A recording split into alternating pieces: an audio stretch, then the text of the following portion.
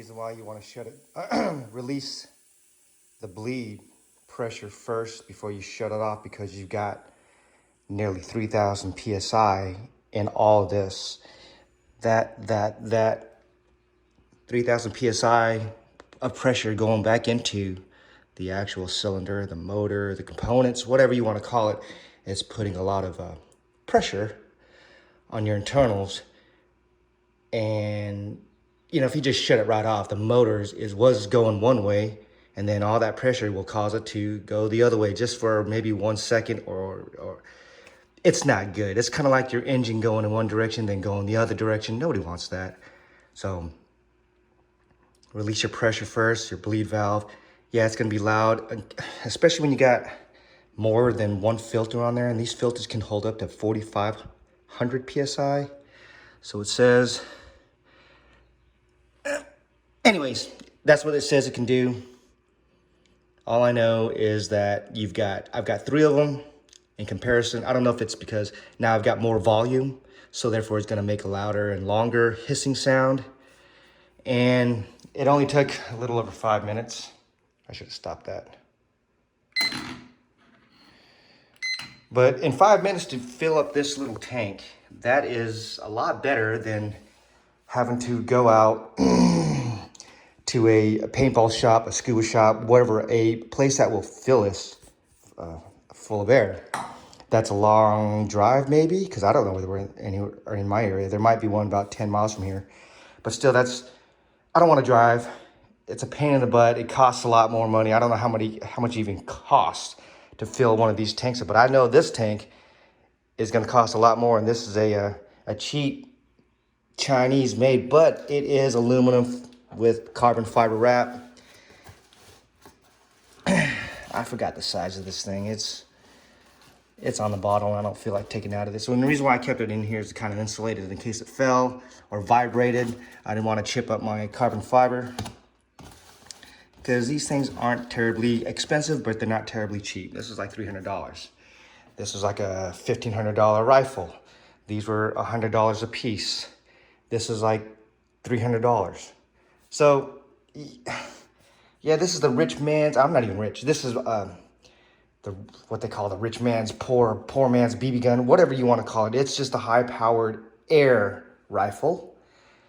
And I didn't want to go out and, dude, if I would have pumped this up with that pump, depending how strong and fast you're going about it, it's going to take you like 1,000 pumps. And I don't know, I'm going to say 3 or 4 hours, depending how strong you are and how fast you're pumping. And so when you squeeze that air, it actually squeezes it all the way down, and then it finally goes through a valve, and you only get like this much air in comparison to the whole tube. So you're just compressing it down into a small little cubic inch, small itty bitty squirt of air into your chamber here. So 5 minutes to fill this thing up in comparison to 4 hours and breaking a sweat. And I'm not kidding, you're gonna break a sweat, and you only get like 8 to 10 shots out of this thing. It's kind of a good deal to use this thing. So I just want to get all the BS out of the way. Whenever you hook these things up, and a lot of people, and I was confused too, and I didn't know, I had to do a little trial and error. And I was watching all these guys, but they didn't really give me the best details. They gave me some good details, but they didn't give me the best details. And I'm not saying I'm going to give the best details either. But, you know, I'm not going to say that these are the best or the worst. All I know is I've seen guys building these, and they were making up themselves, and it was costing them a lot of money. And I'm thinking, well, I don't want to spend any money, like a lot of money. They were spending like $100 on these filters. And so inside these filters, where is that other one? Oh, here it is. Maybe I shouldn't make such a long video. God dang it. Okay, inside these filters, come on. You've got these, I guess the terminology is sieves, whatever. So inside these are these. I've got 3 more extras. Okay, well, I've got 3 more in there. So it goes in this direction. It goes through this silica beads, and then this, I don't know, some kind of media, and then you've got cotton in between each layer, and then you've got a charcoal, you know, chunks of charcoal that it's gonna suck out the moisture. This is, or the oil actually. So I think just one of these is good enough, because I've seen guys do one of those with this cotton tampon like stuff right here. And that's all this is, just a little bit of porous cotton material. And what's cool about these, there's an O-ring that will fit around this, so that way there's no blow by of pressure, air getting by. So I figured I'm just gonna get 3 of them. Yeah, so it just goes through 3. So when you hook this up to something like this, a larger air tank, when you put it on, obviously they showed you how to put it on. You pull back. Okay, here's an example, but on my gun. So on the gun, it's not that big of a deal because I already bled all the lines, but I can just take this off. So when you put this on, you got to pull this back, fit it on the nipple, and then you got to actually push forward until it clicks. And then it kind of spins around on it. Okay, a lot of people don't really get that detailed. I haven't seen anybody. There are people that do that, so here's a better view of it maybe, okay? You don't just want to and then let it go because it's not on, okay? You want to actually pull it back. See, it looks like it's on and it spins like this, but it doesn't, it's not locked on. You actually have to push after you pull this back and put this on. I mean, these are for the newcomers. I was a newcomer too, people. I didn't know this. I had to learn it. So you pull it back, slip it on, push forward, and it clicks. Okay? Now it's locked on. And to release it, you just pull back on this collar. Okay? And if you have a nipple cover, put it on.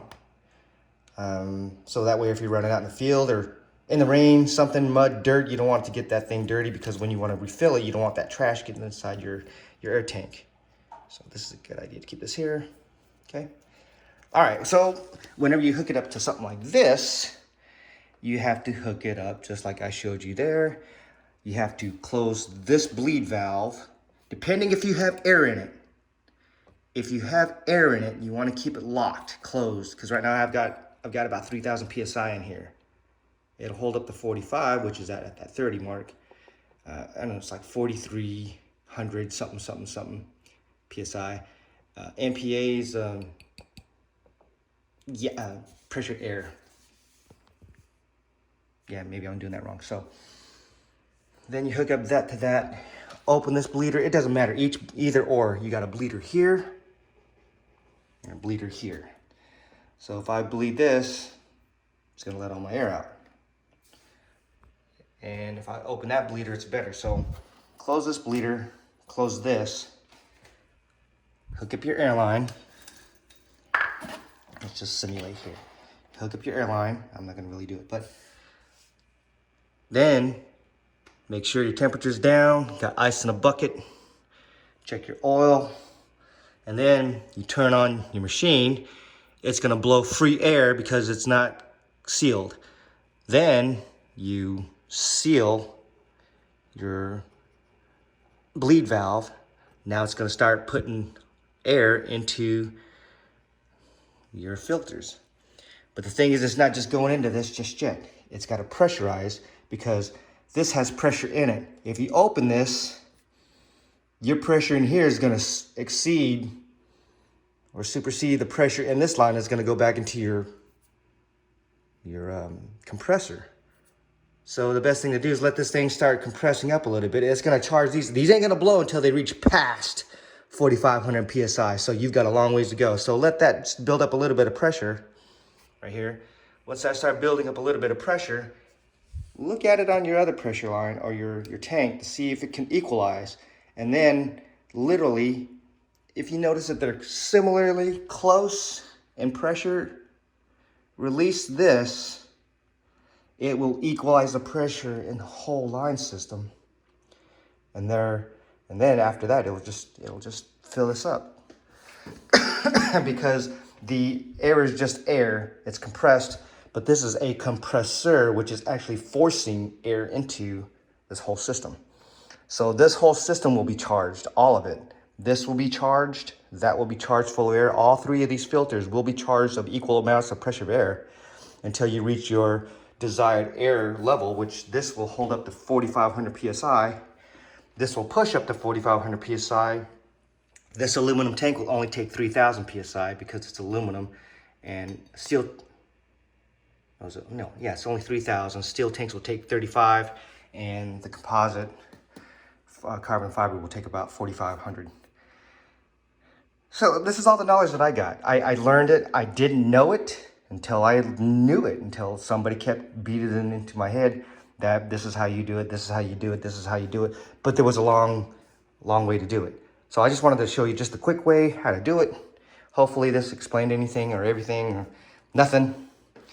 You know, like I said, I'm new to this also, but this is a fun way to shoot a gun in your area. It depends on your ordinance laws. Here in Georgia, you can't shoot a gun outside unless you own the land or you're on out of state property or city property. And here in Georgia, I'm in Cobb County. I cannot shoot my guns unless I go, you know, literally across the street, but I don't own any land out there. And if I start shooting on somebody's property, they're going to come out there and shoot me. Don't want that to happen. I'm a big gun law guy. I love the pro Second Amendment. Got a lot of guns, got a lot of bullets, ex-military. Anyways, so here's what I like to do. I got full auto BB guns, and they're fun to play with CO2, but this thing is a joy to play with. It's a high powered rifle. And everybody's like, it's not a firearm. It doesn't shoot with, ow, my knees. It doesn't shoot with gunpowder and a primer. It just takes a piece of lead, you stick it in here, it's breech loaded, it's a single shot, it's not a semi-automatic, it's not even a bolt action really, it's a single shot breech loaded. You put a little bitty pill right here, you seat it forward, you gotta close this, you gotta take the safety off right here, you gotta push forward for the safety. So there, and then you pull the trigger. So there's a lot of variables to shoot this thing rapidly. And you only get accuracy of 8 to 10 shots that are decently accurate up to, I don't know, 150, 200 yards max. I mean, this thing will shoot further. It'll shoot up to like 900 yards or 1,000 yards, they say, but I cannot shoot that far. Can't even see that far. Even with a scope, I might be able to see that far, but I do not have the talent to shoot that far with this type of high-powered rifle. Can it be done? Yes, it can be done. I have seen videos of a guy shooting around 800 to 900 yards, and he did it very well, and he shot something about the size of this at about near 800,000 yards. That is a good distance to shoot with an air rifle. That's very impressive. I've never seen anybody do it, except for this guy in this video. If you can do it, great. If you can shoot a gun 1,000 yards, great. I can, but not very effectively. Okay, so this thing, you can shoot it out in your backyard. Just make sure you're not pointing anything that you intend to shoot. You got a backstop and, watch your safety and stuff like that. I do shoot it. I have a big old berm of dirt. I've got like 20 feet of just pure earth sitting in my backyard. And I don't point it up. I don't think it's going to ricochet. Not with this aluminum. It's not going to even frag. I don't shoot anything but cardboard and paper and maybe thin steel, real thin steel, like galvanized real thin steel. And this thing will punch, a BB will punch through thin steel. So this thing will punch through it also. Anyways, I just wanted to share this with y'all. I hope you enjoyed it. It's just, I know there's a whole bunch of videos out there on this, but they don't show certain things. I mean, I didn't know what to do. Yeah, anyways, if there's stuff that I probably didn't show all the shit either. And apologize for my language. That's what happens when you're an ex-cop. I'll do another video some other time.